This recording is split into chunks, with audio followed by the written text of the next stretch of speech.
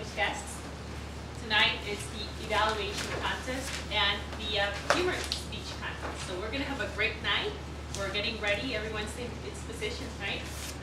Excellent. So we're going to, further ado, we're going to start with our target speaker, and he's the person who started this group. He's the person who made this happen, and we're very, very glad to have him here tonight. Let's give it up for Rocky Romero with Evolution Revolution. Revolution.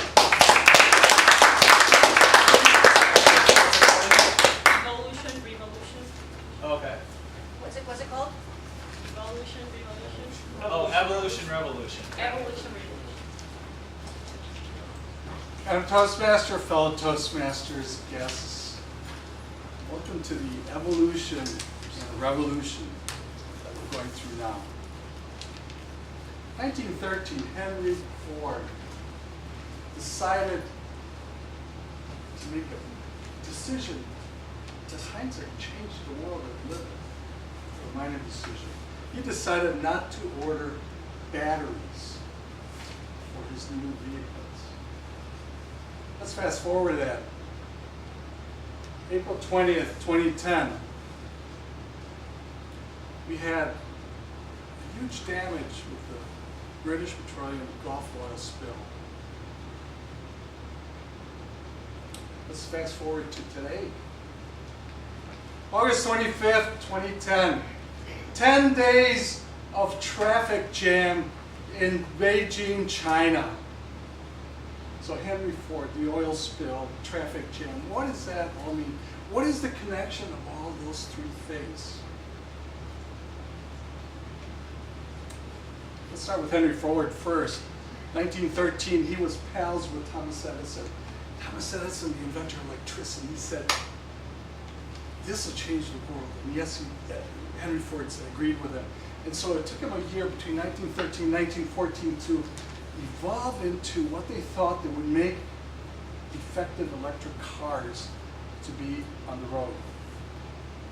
But here's what happened December 10, 1914. A fire burst up in a factory where all that was left was the battery factory. And so as a result of that, subsequently, Ford, as he was about to launch his line of electric vehicles on the market, and he wanted to have nickel oxide as the batteries, they were switched on them. They put in lead acid batteries, and it made the car too bulky. Furious! Henry Ford said no!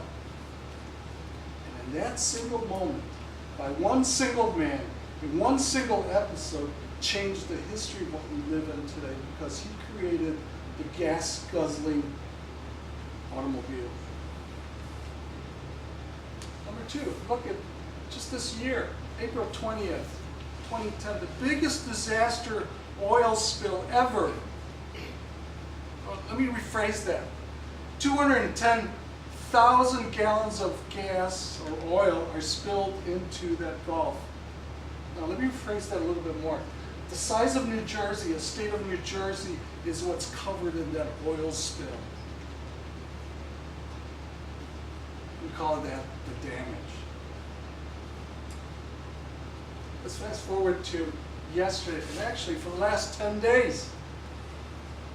In Highway G110, north of Beijing, people are stranded for 10 days in a traffic jam. Now some of you may think an hour may be too long, maybe 2 hours, certainly 3 hours would be horrendous. But try spending 10 days in a traffic jam where you cannot move, and vendors are making money by selling the people there food and water. That's the failure. So we have the source, Henry Ford, we have the tragedy with the oil spill, we have the failure with traffic jams.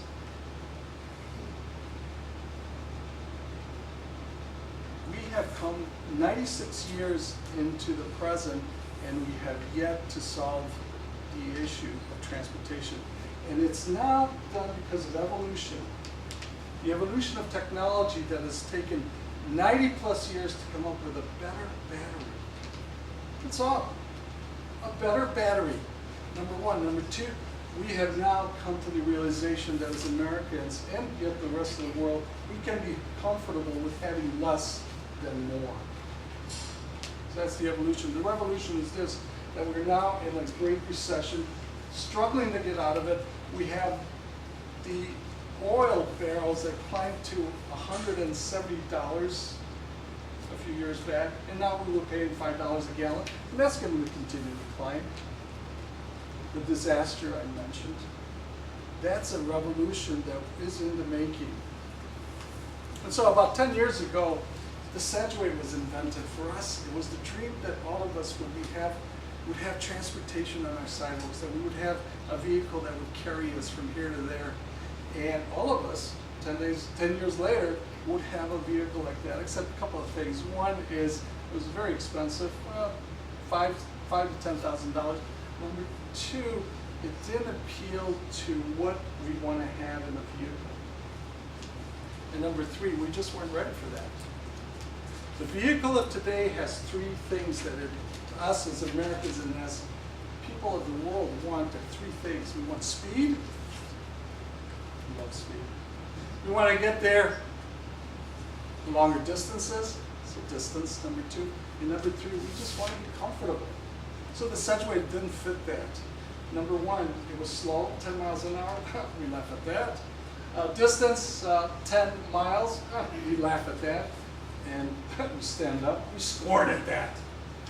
It fails all three. So today, because of the technology of lithium phosphate, not to be confused with lithium ion. Lithium ion, as you probably know, is combustible. If you take it in a plane, they wouldn't allow you in a plane with that. But if you did, if it burst, it could bring the plane down. Not very good lithium ion. But lithium phosphate is earth, or is recyclable, doesn't explode, has a longer battery life, and is smaller. Brilliant! So because of that, three things have happened. Three vehicles that will now appear in our horizon. And we call them electronic vehicles. And that's the electronic bicycle, which now can go up to 100 miles in distance with a speed maybe 40 to 50 miles, sitting down, and you can pedal if you want to. The motorcycle, number two, allows you to now go faster than 100 miles an hour. They have races on a battery that's built for that. Gets you longer distance, and you can sit on it. And now the Tesla.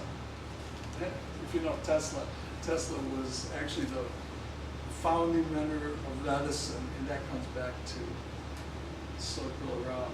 The Tesla, the car itself, is now able to go over 100 miles an hour in comfort, carry 4 people, and would soon be affordable.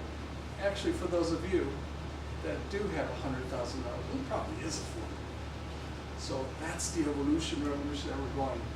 Fast forward to tomorrow, from today, we will have more electric vehicles on our roads where we can have silence, less pollution, and be able to afford it. Madam Trustees.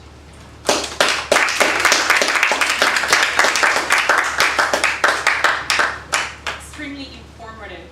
Evolution, revolution. Thank you, Rocky. I really appreciate it. I think we all got a lot of information out of this speech. Now we are going to have the evaluators who are going to be stepping out of the room. Delia, could you tell us what the order is? Sure. Price is going to be number 1. Then we're going to have Ryan, number 2. Tim is going to be number 3. And Pat is going to be the 4th.